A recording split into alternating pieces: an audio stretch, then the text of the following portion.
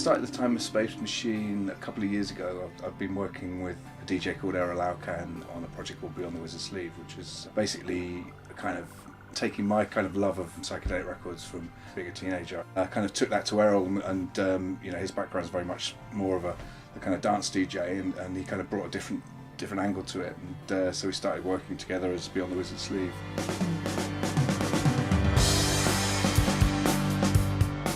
Time and Space Machine was a kind of spin-off of that, really, in that I wanted to do something that was much more kind of directly psychedelic, or directly had an influence of things like krautrock, or also kind of a Balearic influence as well. The two kind of projects were going slightly different ways. I wanted something that was very more specifically psychedelic, so with the Time and Space Machine it really is what it says on the tin. It's just, you know, a psychedelic project using kind of modern techniques and modern machinery basically, but still kind of rooted in the 60s kind of ethos.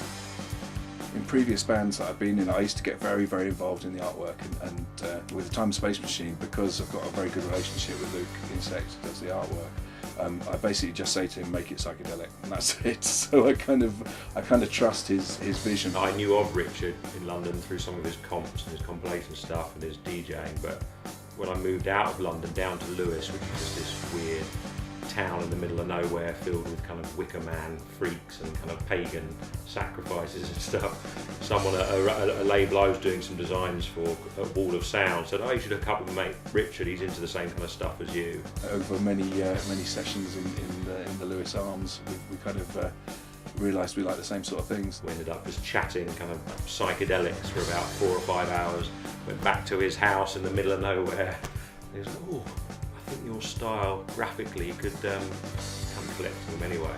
And he played me some Time and Space Machine. I was like, oh, if you're ever going to look for a record sleeve designer, you kind of, you know, like a contemporary take on psychedelic sort of graphics, then yeah, let me know. There's something about psychedelia which is kind of music of sensation. You know, it's very, you know, based. It's just kind of very much a studio-based thing, and it's about, you know, phase pedals and sounds and echo and space in music. That's what I really liked. It wasn't so much about the lyrics or the melody or anything like that. It was more, you know, listen to that mad noise and this kind of big backwards thing going on, and it feels like it's music for the whole body. Psychedelic, I think, has become the term to reflect something that's just different, out there, experimentative, and you know, and I think that's what it means these days. It creates a kind of landscape, you know. There's obviously lots of other types of music do that as well, but specifically, you know, this kind of very kind of out there, slightly heady experience, you know, that kind of, you know, I've always drawn to the kind of trippiness in records.